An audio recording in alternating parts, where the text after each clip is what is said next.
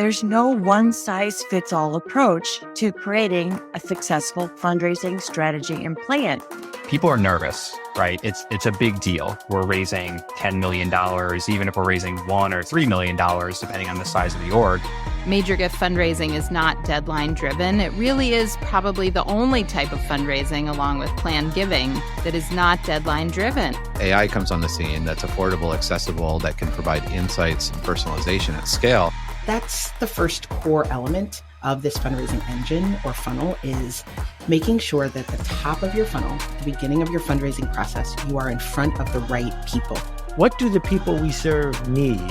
And how do we open the door to help them get there? What happens a lot of times is we get this discomfort or this fear, and our brain tells our body to stop. We can acquire donors and we can automate everything. And that's where I worry, at least personally, around the perils of AI, that it would remove humans from the interaction. This is the Intentional Fundraiser podcast. Welcome to the Intentional Fundraiser podcast. Today we're talking with Dave Raley about his new book, The Rise of Sustainable Giving: How the Subscription Economy is Transforming Recurring Giving and What Nonprofits Can Do to Benefit. Dave is the founder of Imago Consulting, an advisory firm that helps organizations create growth through innovation. As a speaker and an advisor, he has inspired thousands of nonprofit leaders to grow both personally and organizationally. And in addition to his incredible new book that I just mentioned that we're going to talk about, Dave also writes a weekly innovation and leadership column called The Wave Report. And he's the co-founder of the Purpose and Profit podcast, a show about ideas at the intersection of nonprofit causes and for-profit brands. Super interesting, I might add.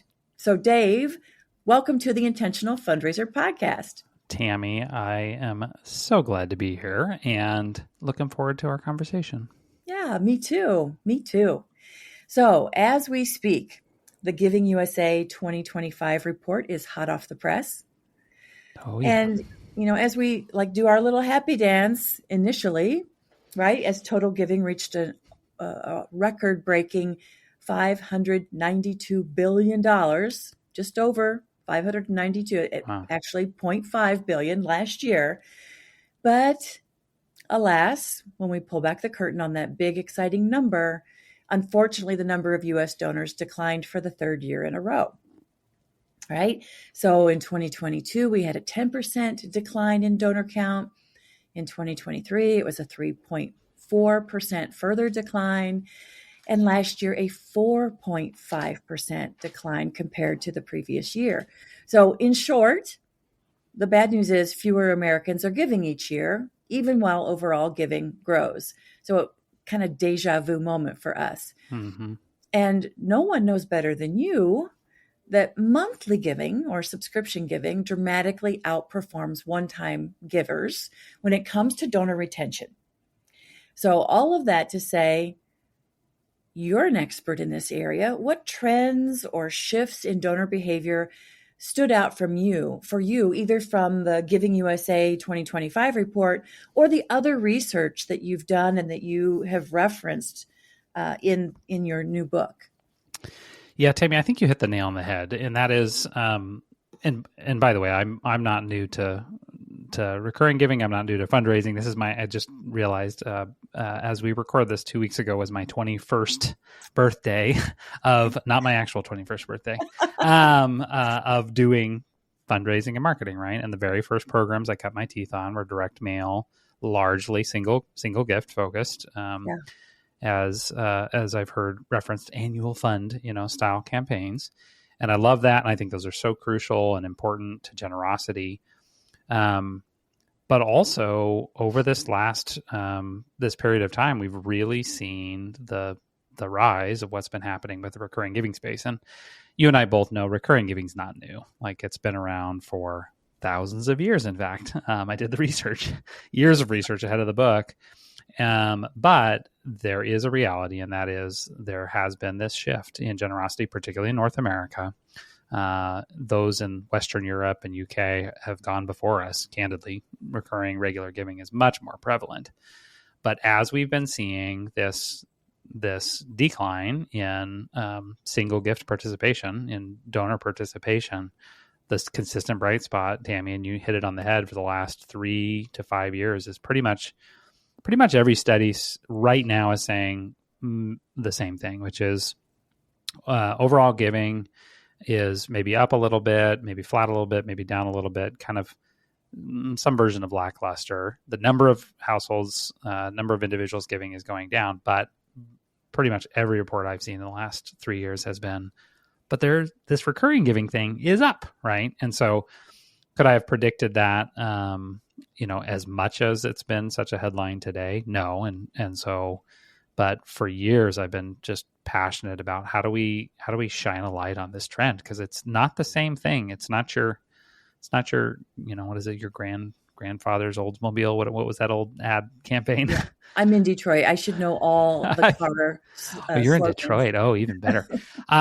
But this is different. This is not, the charity, the child sponsorship charity 100 years ago that was raising and still is raising significant funds. This is accessible to you too. And so it's been super fun to be a part of that journey and to be shining a light on what's happening in that space. I feel like there are a lot of organizations who have started a monthly giving program, and maybe it hasn't scaled to the degree that they want, or there are probably some who are really, really doing well in that program, and maybe even a few who haven't yet started, right? It has not been, it's been on the wish list, but they haven't been able to allocate the resources or the time commitment to really do it well. And so as I read your book, I was really intrigued by the 7 principles for sustainable giving that you lay out for us. Mm-hmm. Could you walk us through 1 or 2 that you feel are most underutilized that might help either folks get a good start or scale a solid program to get it to where they need it to go? Or maybe even those who are doing well to get to, again, that next level. Yeah, no, that's a great question. Happy to do that. In fact, I do think it's kind of a regardless of where you're at, this is helpful because recurring giving right now reminds me of where online giving was in the kind of late 2000s. It was kind of this emerging fundraising channel. People were still worried. I don't know if you remember. They were still worried about putting their credit cards in online. Yes. We're still worried about that, but it turns out we do it. But it reminds me because it's the early days of people getting used to this kind of behavior of that was new at that time, which was this idea of giving, but giving online via a website and a donation form. And so I think we're in a similar stage with recurring. But to your question, in the book, the third part of the book is really about building and growing a thriving recurring giving program. First part of the book is about why sustainable giving matters and why it's different than you think it is. The second part of the book is lessons we can learn specifically from the subscription economy to apply to growing recurring giving. And there are many lessons from the subscription world that I think charity leaders can apply. But that third part is really, what is the blueprint to growing your sustainable giving program? So as you mentioned, I walked through 7 different steps along that path. I think the 2 that I would highlight is the third step, which is craft an ongoing value proposition.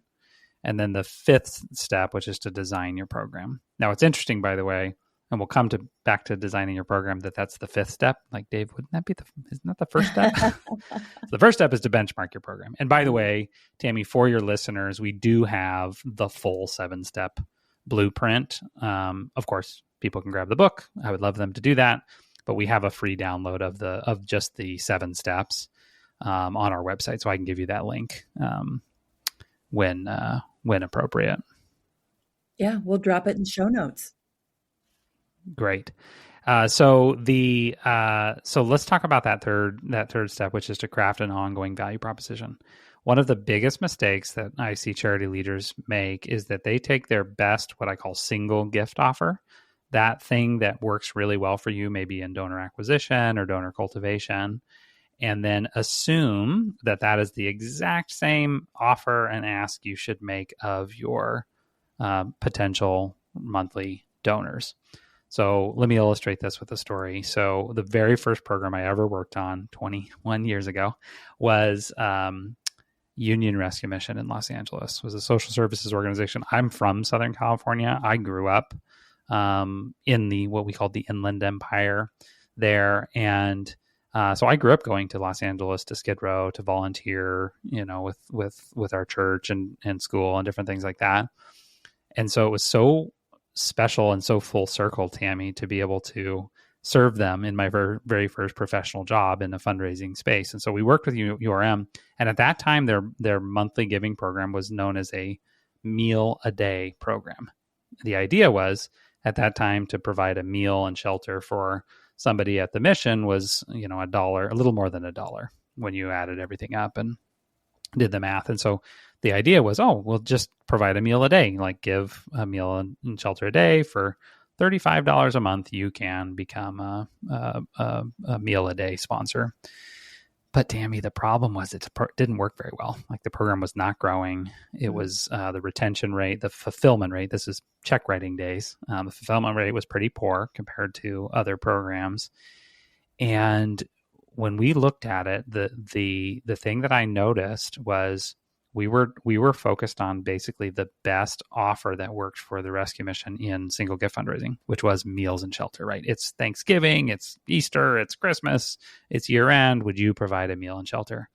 But the problem, Tammy, was that it didn't provide an ongoing justification for why I should give not just this month, but next month and beyond. Now, meals are always needed, right? They're always serving meals, but it was very much a single gift offer. So what we did was we pivoted the program and revamped the entire program to focus on what I would call a representative child and family sponsorship. Because at that time, the face of homelessness had been changing in Los Angeles. More than 50% of the guests that were receiving services from Union Rescue Mission were women, children, and families. Wow. And people didn't understand that. They thought of the grizzled veteran on the corner, or the drug addict, or the mental health, situation. And all those are true as well. But they are stereotypes, right? They're totally stereotypes. And we knew more than 50% of the people that are being served are people like Sarah, who I had a chance to meet, a young single mom and her son Elijah, who in Los Angeles County, even in the early 2000s, it was really difficult to maintain a minimum standard of living. I think a single mom at that time would have had to work 3 or 4 full-time jobs to just have a minimum standard of living at minimum wage. And so I knew the need was there. Union Rescue Mission was doing great work. They had just opened a new facility outside of Los Angeles where people could stay and get on their feet. But fundraising wasn't keeping up. And so what we did was we said, hey, we want to tell the stories of people like Sarah and Elijah, and, privacy and respect. We would change their names and things like that. But we were able to revamp the program into this representative child and family sponsorship. And we immediately saw their fulfillment rates go up by double digits and the program grow. And the reason I mention that is because that kind of human to human connection, that kind of tie was the linchpin to creating, in their case, an ongoing value proposition. So it wasn't just that impulse gift at Thanksgiving because, 'tis the season. It was, no, this is a gift that you can give month in, month out. And every month you would get a story of a different family and a different child that you had helped that month through your ongoing giving. This, I think, answers one of those age-old questions about monthly giving. So you are thanking and stewarding your monthly donors every single month if they're getting absolutely those stories. Affirm. And I think one of the phrases that I think has done a real disservice in our space, I'm working on you mentioned the WAVE report. I'm working on a column right now, and it's something to the effect of the worst advice I've ever heard around recurring giving. And Tammy, one of those things, and I still hear it almost every time when I speak, somebody says, oh yeah, set it and forget it, right? Yes, it's like, I've heard that phrase. No, maybe at one point, and I will admit, maybe at some point, 20 years ago that it was, that maybe you could like convince them to give monthly and then just don't remind them that you gave, but not in the subscription economy, Tammy. I mean, we've all been burned by subscriptions that kind of duped us into subscribing, and then we're still getting charged. I think the stat I saw, by the way, Tammy, was more than 50%. What was the number? It was like 53% of all consumers in the last year said that they discovered they were still paying for a subscription that they no longer used. Right. And so now we have apps that tell us like what your subscriptions are, and are you sure you want to keep that one? And by the way, those apps include philanthropic giving. So they're reporting to donors just alongside their Netflix subscription. It's saying, I noticed you give on a regular basis to this charity. Do you want to still do that? Right. So this is not set it and forget it. We're not trying to trick donors or fool them into like giving, and then we're going to like not remind them of that. No, we want to affirm. We want them to feel like they're a part of this movement of what this cause is all about. Love that. I mean, very insightful. School me on the generational shifts influencing the shift toward subscription models. The set it and forget it mindset. Did that work because of a specific demographic, and that's changing because of a younger generation? Talk about the influences of generations and the monthly subscription. Yeah. That mindset. Yeah. Think of the word, the mindset. Yes. Thank you. I think you're onto something. I do think the data is a little bit thin, but it does, like I said, remind me of what we saw in the early digital days. And what I mean by that is, in digital fundraising, it was the younger generations that tended to adopt a little bit earlier, because you've heard that, we've all heard the term digital native, right? Like it was just like a non-issue. Like, of course I would give online. That's easier. I don't even know how to, my kids haven't even seen a checkbook. My wife and I, fun story, we had to write a check the other day. Not the other day, like 4 months ago, we had to write a check. And I was like, honey, where's the checkbook? But the more we grow up just living in a culture, in this case, where online transactions are like a no big deal, those younger generations are just much more comfortable with that format. And so I think we're seeing the same thing with recurring giving. The good news is baby boomers, Gen X donors, they are giving in unprecedented numbers with regards to recurring giving as well. So it's not, I don't want people to hear this and say, oh, yeah, those younger donors, they're going to be great for recurring giving. It's like, no. All of the donors are great for recurring giving. Yeah. But this only indicates that this is a long wave that we're riding, because those donors that are younger than me and younger than you, they are that much more comfortable. Like, of course I would give on a recurring basis. Like, I understand how this works, and it's a comfort level thing. And so I think we're going to see that increasingly as time goes on. Yeah, I think so too. And what you're saying is just affirming, and I think maybe even more data informed from, like, I'm just kind of going on a gut instinct. So what do our listeners need to understand about donor identity and motivation in today's giving landscape?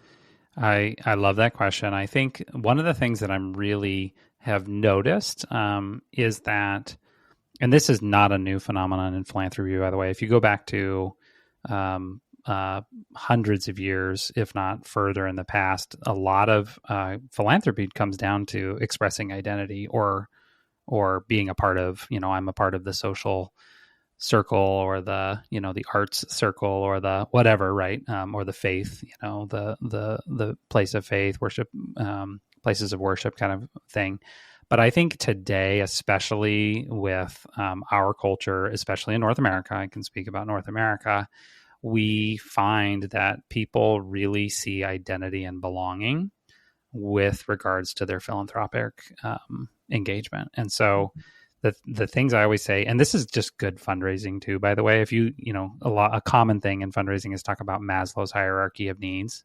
So this idea that we should communicate, if you're familiar with Maslow's hierarchy, you've got survival needs, safety needs, belonging, and then it kind of goes up all the way to self-actualization, right? And just good fundraising practice is push the offer essentially down the hierarchy, because the more base need that you're fundraising for, the stronger the emotional response. So if we can in the case of fundraising, if we can focus on those bottom three layers, which are survival, safety, and belonging, how you're providing that for others, it's also inversely true that you are also finding belonging in your philanthropic behavior. And so that's something that I think, especially from what we can tell, especially for younger generations, it's for everybody, but that has become a much more important that, like, who am I and how do I express who I am? And part of that is through how I live a generous life. I love that. I've had this theory for a few years now that part of the donor retention challenge is tied to the fundraiser retention challenge, in that when we are engaging, particularly in, maybe mid-level or major donor, where the relationship largely is between the donor and the fundraiser, that when the fundraiser leaves, the donor has a kind of this disruption in trust, and this disruption in belonging or connectedness. And the beauty of giving communities, whether it's a monthly giving club or a major donor giving circle, any kind of giving community, is that not only hopefully does the donor feel like they belong as part of this community in a theoretical kind of way, but their relationship isn't just with the fundraiser, assuming that we do small group or large kinds of stewardship gatherings, that we are intentional about physically connecting these people in a belonging kind of way, that they also feel like they belong with and to have that connection to others in that community, not just me, the fundraiser, as the conduit to the org. You're tapping into some things that I've been thinking about. First of all, I know enough to be dangerous when it comes to middle and major gift fundraising, but that's certainly not an area of deep expertise. But I have seen this reality that, you talk about the relationship with the rep in that case. When you look at peer-to-peer fundraising, or I've done some work with organizations that would be some sort of staff support or missionary support in the faith space. In both cases, a lot of the loyalty or the awareness, it's like, no, I give to Joe, and when Joe is no longer at the organization, then I'm not going to give. And so I've seen that before. And I do think there's something to be said about the loyalty. I want to say identity. I don't know if it's identity that does happen when you are giving faithfully to that cause. In that staff support space, Tammy, it's not uncommon. I'm speaking at a conference here in September, where there are some pretty sizable charities, 50 to $100 million charities, for example, some even larger than that. But 90% of their income is through individual supporters of individual staff, which is wonderful as long as the staff are there. Not as good for the organization when the staff leave, right? And so that is a key challenge, is how do organizations like that, if they're currently only raising, say, 10% of their revenue outside of that space, that is a big both risk on one side, but also a huge opportunity. And so I think, how do we create compelling narratives that bring people into the cause, not to the individual? I think is your question's making me think about that in a different way. It's like, oh, we should be leaning into that, because that kind of more cause oriented, like I'm a part of this mission, this cause, is so powerful. And we already know that recurring giving has super high retention and long-term value and all those things. But, to see this as an element of really bringing people closer to the cause, I think is really powerful. Yeah. And I think it expands the definition of community and makes it much more personal.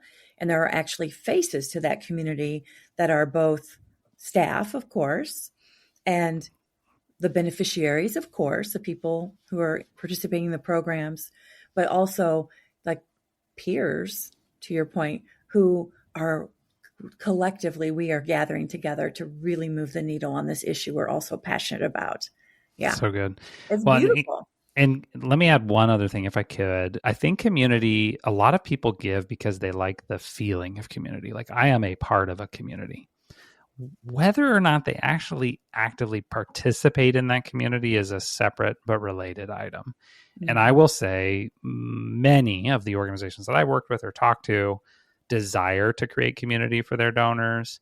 But for whatever reason, and I have theories, donors are like, no, I'm a part of the community, but they're like, I'm not going to like go to the event, or I'm not going to, participate in the online forum. And so I would just encourage our listeners, community, I think, is important as much as for everybody, the sense of community, like you are a part of the movement making this thing happen.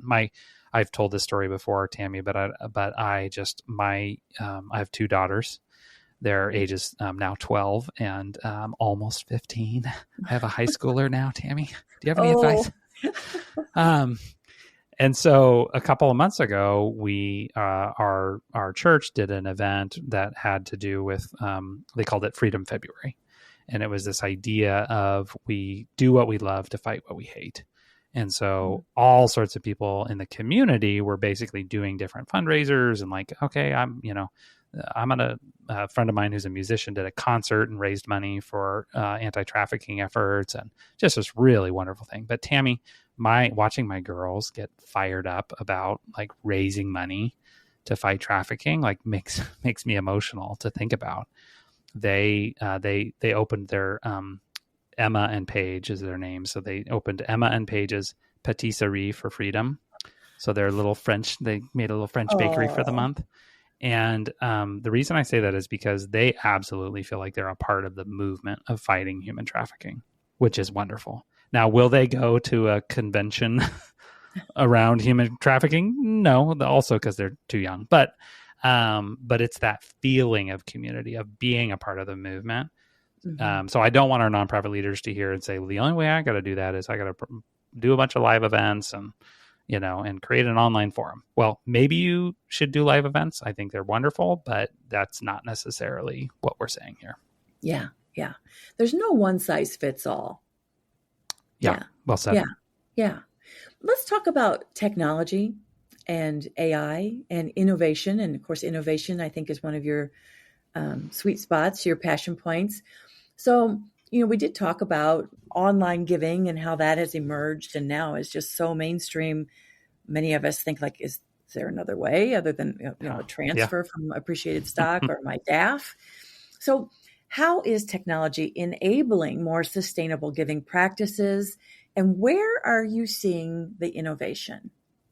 Okay, great question. I'll answer both parts. The first part on technology, the way I talk about technology, or I think about it, is technology is not going to grow your recurring giving program. There's no like magic, technology sauce you can just like pour on your program and see grow. However, the way I like to say it is that your technology that supports recurring giving will either be your biggest barrier or best ally to scaling your recurring giving program.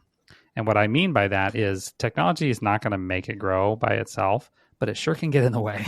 At the most basic level, if a donor can't sign up very easily, that's a problem. But we want to be able to identify people in our database, right? And so in the book, I have a chapter on I call it your sustainable giving tech stack. And we go through 6 different pieces of technology that you need to be thinking about. And you probably, if you've been around, you probably have most of these 6, if not all of them. And the big 3, which will probably surprise no one, but just to name them, the big 3 technologies you need to be really focused on making good decisions on are your CRM, your donor database, right? The second is your donation platform, like who is actually powering the donation pages on the website, for lack of a better term. And then the third is your donation processor. And that is different than your donation platform. Now, most people, their donation platform is their donation processor. They think of it like, oh, yeah, I use so-and-so. And it's like, well, yes, but just know those are actually 2 different pieces of technology that have really big implications in scaling your program. And so you're going to want to make sure to be very careful about those 3 decisions, because that will either inhibit your growth or basically get out of the way of growth.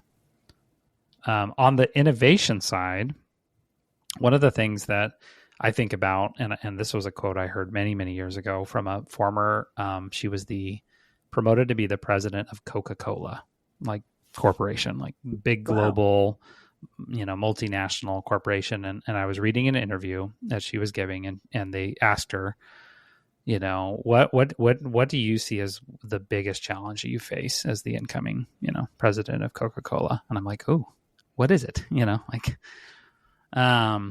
And she said, I think it's the same challenge that every leader, pretty much of every organization faces. And that is managing the present while inventing the future. And I thought in that moment, Tammy, I was like, that's my job. Like, both as a manager at that time, I was at an agency that worked specifically doing marketing and fundraising for charities. And I thought my job is to manage the present while inventing the future. And I see now my job at Imago, doing the consulting we do with organizations, is helping leaders and organizations connect the dots for inventing the future. And so, like Imago, by the way, just fun little, I don't know if you pronounced it right, so good job. Imago. Listen to your podcast. Oh, good. Imago is a word picture of it's a Latin word, by the way. So Imago is a word picture for a future that will be, but does not yet exist. So like if we were, sitting here right now and a butterfly flew by and we were speaking Latin, yes, which I often as do. one does, we would say, oh, it's an Imago, because an Imago is like a final form of a thing. And so what I feel like I get to do is help organizations see a future that will be, but does not yet exist. And specifically, I'm such a fan of what's been happening with recurring giving. And that is candidly a future that so many nonprofit leaders, Tammy, have not seen for themselves. It's like, that's for somebody else. Or we tried that once 10 years ago, Yes. And it's like, it's different today. It's different today. And it's recurring giving is more accessible to more charities than at any other time in history. And that is not an overstatement. I've done the research like that. This is an opportunity, a moment for charity leaders to take advantage of. And if you can't tell, I'm a little fired up about it. Yeah, indeed. I have often said publicly from stages that I believe recurring giving or sustainable giving can save philanthropy. As we look at the generosity crisis and we read the data, from brilliant Nathan Chappell and Brian Crimmins and their wonderful book, and we continue to see that downward decline of U.S. households giving.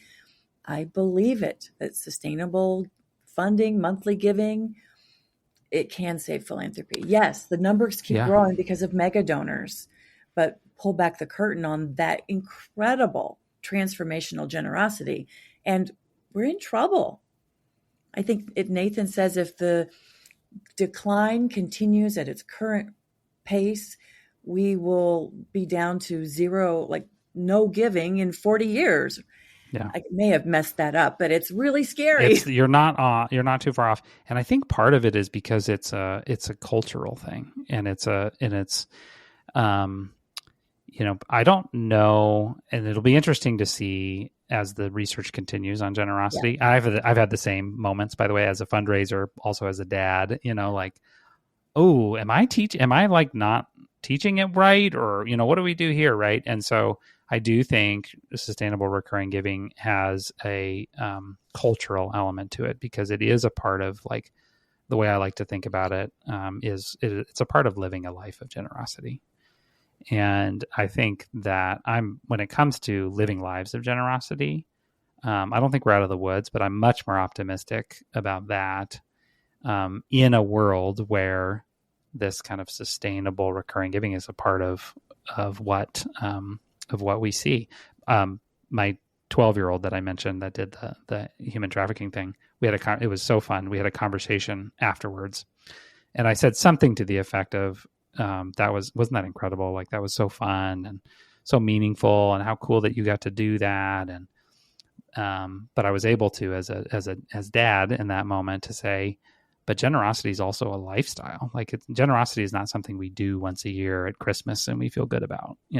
that's awesome. But that is like And- generosity is a lifestyle. It's a discipline even. Like it's not always about the feels, because sometimes you don't get to directly see the impact that you're helping make happen. And so I love this. Tammy, about a month later after that, she came to me and she said, Daddy, I want to give basically a recurring gift. And I'm like, oh, not just because Daddy wrote a book on the topic, but that was a pretty special moment as a parent. She wanted to give to the local Humane Society. And so I went online with her, and she was 11 at the time. And so her allowance, Tammy, every month is $11 because it's pegged to her age. And so basically she wanted to give $1. Not even $1 a month, Tammy. She was like, well, I want to also give to, this other charity or whatever. So she wanted to give $1 on a recurring basis every quarter. And I thought, there's no way the donation form's gonna allow for that. And Tammy, we went online, and Daddy was a little nervous, but she set it up, and sure enough, she was able to choose $1 every 3 months. And a couple weeks later, she came to me and she had a letter, and it was a letter from the executive director of the local Humane Society that was saying, "Thank you, Emma, for your generous donation. You're helping to, make a difference in our community." And it was just such a powerful moment for her. Mm-hmm. And it wasn't, the thing I want to accentuate is that was like, she's understanding that generosity is not a impulse buy. Generosity is not I see somebody on the street corner and I have empathy, which I hope you do. But it's also a lifestyle. It's also a part of who she is. And so that her identity in part is being formed around, I am a generous person. I look out and I help others in needs. And it's not always financial, but that's a piece of the puzzle. Yeah, I love that. And good on that Humane Society for sending the letter to affirm Emma in her building of her identity as a compassionate. I'm so grateful as a father. I'm also grateful as a professional. I'm just waiting. I've told this story a couple times. I'm like, I'm just waiting for them to be like, hey, Dave, you wanna join the Humane Society? But good job, Kitsap Humane Society. Yeah. Yes, indeed. You mentioned the faith community. I know you do a lot of work in faith-based organizations. And I think that this Giving USA report said this was the first year in several years that the category of giving to faith increased a bit. Okay. And that has been on a downward trend, like many of the subsectors, but specifically congregations have been shrinking for some time. Now, tell us your perspective on that and how it correlates to annual fund and monthly subscription giving. Yeah, and I don't know I don't have a perspective on the immediate momentary shift. A lot of it is just sort of the macroeconomics, unfortunately, of some of those situations. I remember on the fundraising side, right? If an organization doesn't do acquisition for a couple of years, it turns out cultivation is going to start to suffer, right? And so as I think places of worship especially have seen those declines and, shifting dynamics, that's just been a really difficult on multiple fronts. But when I look at it, and when I did the research, I said, okay, let's look at, because I know recurring giving is not new. It's been around, in the US, I thought, I feel like it's been around for 100 years. That's what I've heard, save the children, right? And so I did the research and I said, okay, what is the earliest recorded form, not only in the US, but in like history? What is the earliest form of recurring giving? And the earliest form of recurring giving that I could find is the ancient Jewish people.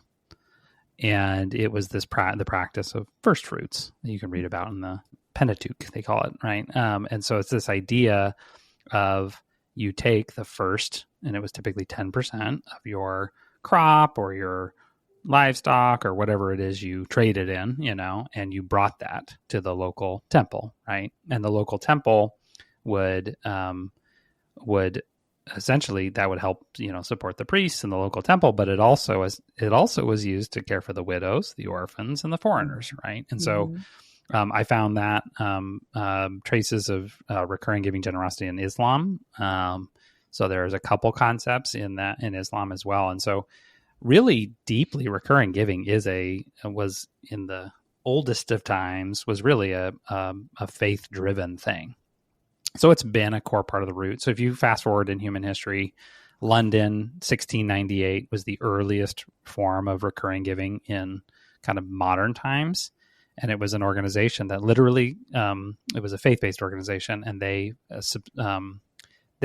distributed, Tammy, what they called forms of subscription. This is 1698. And they used the word subscription? They used the word subscription to basically support a cause on an ongoing basis. If you look at the U.S. history, recurring giving goes back well beyond 100 years. In fact, the very first recurring giving program that I could find was in May of 1815. So almost back to the roots of our nation, was an organization that was the American Board of Commissioners for Foreign Mission. And it was this idea that a group of missionaries to Bombay, India, had proposed the idea of, and again, they used the word subscription, to provide a modest payment at set times of year to help them build an orphanage. And so it's just, to me, when it comes to organizations that are faith-oriented, it is really a big part of the origin story. And so I think that's the thing that gives me hope is as places of faith can get back to what does it look like to live a life of generosity, then I think we're going to see the behavior. But I think a lot of it has kind of been disintermediated, not to use too big of a word, but like separated. Like, well, now we have the rescue mission that takes care of the poor, and then the widows are taken care of by this nonprofit, and the orphans are taken care of by this nonprofit, and the foreigners. And I think that places of faith are just coming back into their own as far as really reclaiming and reintegrating that role and that impact. It's fascinating. I mean, some of the history on it is really extraordinary. So back to technology, Dave. I mean, there is a lot of buzz, rightfully so, around artificial intelligence, AI. So how do you think the AI fits into the future of donor engagement and sustainable philanthropy? What are you seeing? These are great questions. Yes, I'm very optimistic when it comes to AI. I think that AI has the ability to really help us to be more effective in the work that we do. And the way I think about it is that if you thought about technology over the last several decades, a lot of people have used technology primarily as a power tool, right? It's like when computers came around, you could actually run, I remember I thankfully grew up in an era where we did have computers, and it was like, running a response report or a segmentation analysis, like you could use Excel and run that. Well, my predecessors got to use, chart paper and calculators, right? Well, they could do more faster because they had the power tool. I mean, we've been able to send people to the moon. We've been able to plant, crops in more efficient ways because of technology as a power tool. Tammy, I think of artificial intelligence much more as a coworker. And the idea is that the technology, in this case, these tools of artificial intelligence, can actually do things that no other human can do, candidly. And so they can become much more like coworkers. I estimate, like in our company, very small company, we have the equivalent of one full-time equivalent employee working for us, and it's called some combination of ChatGPT and Grammarly and a couple other tools that we use in various ways that essentially streamline what we do. And so I think it's an opportunity, certainly for nonprofits at large, to be more efficient and more effective. But specifically, actually, in the book, in the fourth part of the book, I talk about the future of recurring giving. And I have an entire chapter on how I think AI is going to impact recurring giving. Mm-hmm. And it starts with personalization, which is one of the most understandable places nowadays, especially those that have used ChatGPT. They're like, oh, yeah, you could make it really personalized and helpful. But AI can be used in segmentation, like in how we do like payment recovery and like they're called smart retries. You might be aware of this, but 25% of donors that churn is the number I've heard in recurring giving, churn because their credit card declined. So through no fault of their own. But AI is actually helping us be smarter about just recapturing those lost payments.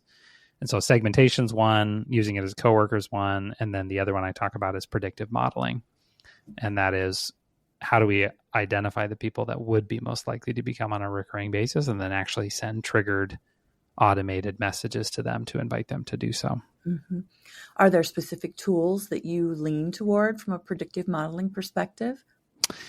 The short answer is no, because that is still an area where, for example, if our listeners work with agencies, a lot of agencies will have their own essentially proprietary modeling tools, and those can be great if you're at the size and complexity to be able to use an agency.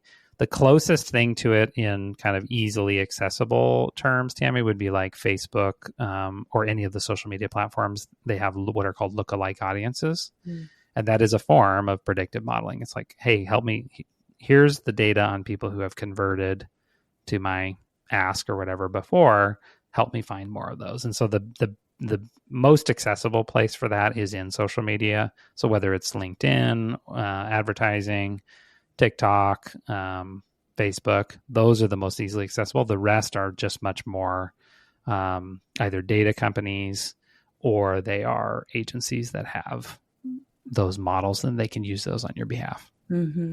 Yeah, and I'm thinking specifically of the data companies where through a subscription it can look for the trends, like which of your donors already in your database are exhibiting the behaviors that would indicate a likelihood to sign on to a monthly giving subscription, if indeed we invited them to do that in a personalized way for, the part of the mission that they love the most, right?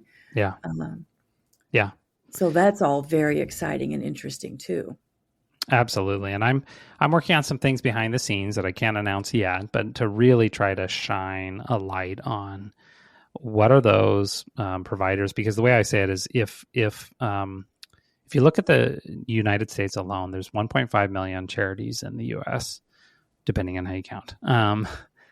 My estimate is that 3/4 of those charities have historically been left behind when it comes to recurring giving. So they are the rescue missions, the arts institutions, the education nonprofits, the relief and development nonprofits. My estimate is that's about 1.1 million of the 1.5 that need to hear this message.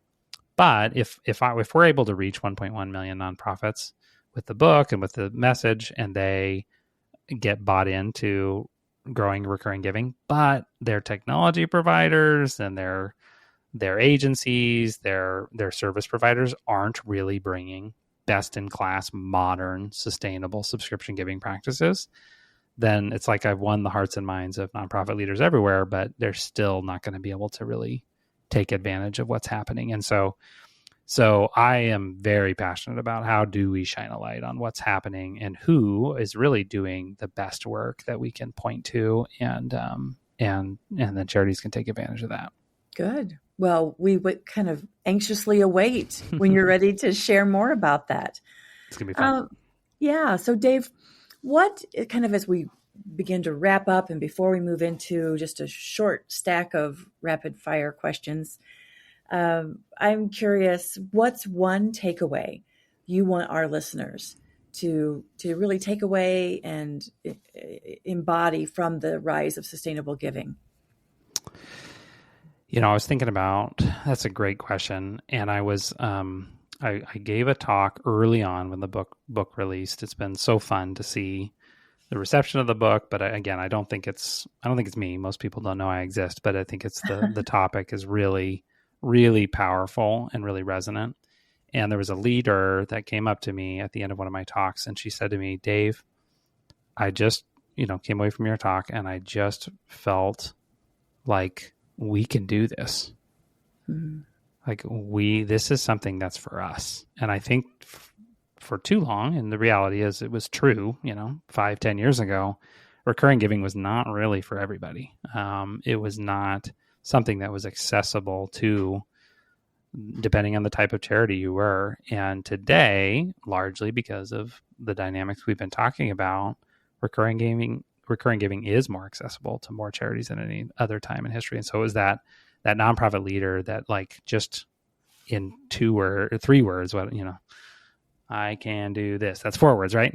So it's like, I can do this. And that's what I hope, whether you read the book, whether you listen to this podcast, it's like, I can do this. That's what I want you to take away. And then, yes, there's some work and some techniques and tactics and strategies that we need to do, just like any good profession or strategy. There's depth to it. And I try to cover that in the book as well. But I just want you to understand that this is for you too. Yeah, you can do this. So good. All right, Dave, at the end of each episode, I like to ask a few rapid fire questions. Are you game? I am so game. I love these. Okay. First question. What's the best fundraising advice you've ever received? The best fundraising advice I've ever received. Friend of mine, Rory Starks, said this to me. Long time veteran, worked at World Vision, worked at Food for the Hungry, did some incredible stuff. I worked with him for 18 years. He said to me, Dave, I asked him, like, how do you do what you do? Like, I'm just blown away. He said, Dave, I just try to find out what's working and I do more of that. Mm-hmm. And I was like, really? Like, oh, that is, at one level, it's like so simple, but it's like, that is what, in many ways, fundraising is. Let's find out what's working, do more of that. Do more of that. Awesome. Other than the really obvious choice, what book do you recommend to our audience and why? Oh gosh, I am my favorite books. There are so many. Let me look around I'm gonna give you a current favorite, which is depending on the listener, may or may not be super relevant, but it's called The Art of Gathering by Priya Parker. Are you familiar with this one? Beautiful book. Beautiful book. It's basically, how we meet and why it matters. And I am a huge fan. I love to bring people together. We're doing our first sustainable giving workshop in a few months, and I gather people at like Disney stuff, and like I love bringing people together. And I think that's part of that community, that belonging that we were talking about earlier. And so if that tickles your interest at all, it sounds like we both recommend The Art of Gathering. Wholeheartedly. What are the 3 most important traits a successful fundraiser must possess? Oh, that's a fun one. Okay, so I've got a post that I can give you the link to if it's helpful, called the 7 Habits of Highly Effective Fundraisers. So we'll just pick 3. So one of them is they understand reality, and they have a plan to do something about it. And so I won't unpack that more, but that is one of the traits, is like this brutal reality check. Like, I know what's happening in my file. I know, and I have a plan to do something about it. That's the biggest one. I'm trying to think of maybe one more from that list that would be super helpful. They leverage their natural resources. Every charity that I've ever worked with has things that other charities would metaphorically kill for. Like, oh my gosh. But the problem is, Tammy, I've noticed that many charity leaders spend time pining about the things that they don't have. Like, oh, if only we had a celebrity founder, or if only we had, large government contracts. Maybe not that one, but it's like, but you probably have things that you take for granted, and those are natural assets to you. Your heritage, your history, your reach, the fact that you're really good at this type of program. I don't know what it is for you, but understand what your natural resources are and leverage those. Love that. What's your favorite fundraising application or tool? I'm so tempted to say ChatGPT, so I just said it. There you go. We'll go with that. And I will say specifically for brainstorming, because that could be a million things. I'm not a fundraising copywriter. I've read a lot of fundraising copy in my life. But I do not consider myself a direct response copywriter. So I wouldn't say necessarily that for ChatGPT, but to use it as like a strategic brainstorming tool. I'm working on this event coming up, or I'm working on this strategy coming up. Here's what I'm thinking. Are there things that I should be thinking about that I'm not thinking about, or questions that you would have that might help inform my strategy? Mm-hmm. That kind of brainstorming with that coworker, called, in this case, ChatGPT, is just so powerful. Yeah. Yeah. A thought partner. I love that. Now, you and I met at AFP Icon earlier this spring. The question is, what's your favorite conference and why? Oh, now that you say it that way. My favorite, here's my theory on conferences. I think there's two kinds of conferences that every nonprofit leader should go to. And one of them I would call a vertical conference, and one of them I would call a horizontal conference. So vertical means you go to the conference where all the birds of the feather, go and hang out together. So like I mentioned, Union Rescue Mission, there's an association called Citygate, and it's an association of hundreds of rescue missions. Like, go to Citygate, like that's awesome if you're in that, because you need to meet with your peers, you need to collaborate, you need to learn what they're doing kind of in your sector. But also you should go to a conference that's a horizontal conference. And that is a conference that is not, it's charities of many different stripes, and you can actually learn from them. And honestly, some of the biggest learnings come from those, because you're getting exposed to stuff that's completely outside of your world. And so AFP Icon is an example of one of those, where it's much more like this salad bowl of different charities and strategies coming together. And I think some of the most explosive, innovative learnings come from those environments. Mm-hmm. Yeah, love that answer. Knowing what you know now about fundraising, what advice would you give your younger self just getting started in the profession? The advice I would give myself is be human. Mm. And what I mean by that is, I think it's so easy when we put on our professional, I'm a fundraiser hat, or I'm a marketer, or I'm an executive director hat, is we turn into this professional, and we forget that it's no, we're working with humans, and so it can be really easy to kind of lose that. And so I've had at times in my career this realization, I'm just acting like a strategist right now. Let's think about this from a human perspective. Yeah. I love that. Dave, anything else you want to share with our listeners as we wrap up our conversation today? Only that I appreciate your intentionality and the way you think about generosity, and just I think it's so important, especially in today's day and age with the way media works, is that people like you and people like me get a chance to really help wave a flag, candidly, in the space for what true generosity looks like, and how we can be a part of it. Yeah. Well, thank you. Thank you. And it has been a real joy to talk with you today, and so interesting from a historical perspective, to say the least, but so interesting. Thank you. Thanks for sharing all your wisdom and your insights with us. If you want to get your very own copy of Dave's book, The Rise of Sustainable Giving, there are links in the show notes. If you want to sign up for his weekly leadership column, The Wave Report, or learn more about his work at Imago Consulting, or maybe connect with Dave on LinkedIn. If you want to learn more about any of the resources that we've discussed today, check out the links in the show notes. Thanks for listening to this episode of the Intentional Fundraiser podcast. Keep on transforming your fundraising so you can transform the world. Bye for now. The Intentional Fundraiser podcast is a Fundraising Transformed original. I'm Trent Thompson, executive producer, CMO, and head of community at Fundraising Transformed and the Modern Institute for Charitable Giving. The Intentional Fundraiser podcast has been recognized by FeedSpot as one of the top 80 fundraising podcasts on the web. This recognition means so much to us, and it wouldn't be possible without your incredible support, encouragement, and thoughtful engagement. Every listen, share, and conversation has helped us grow and reach more passionate fundraisers like you. If you enjoyed this episode, please take a moment to review and rate it 5 stars on Apple Podcasts, and be sure to follow or subscribe wherever you listen. For resources mentioned in this episode and to subscribe to our Scaling Major Gifts newsletter, visit fundraisingtransformed.com.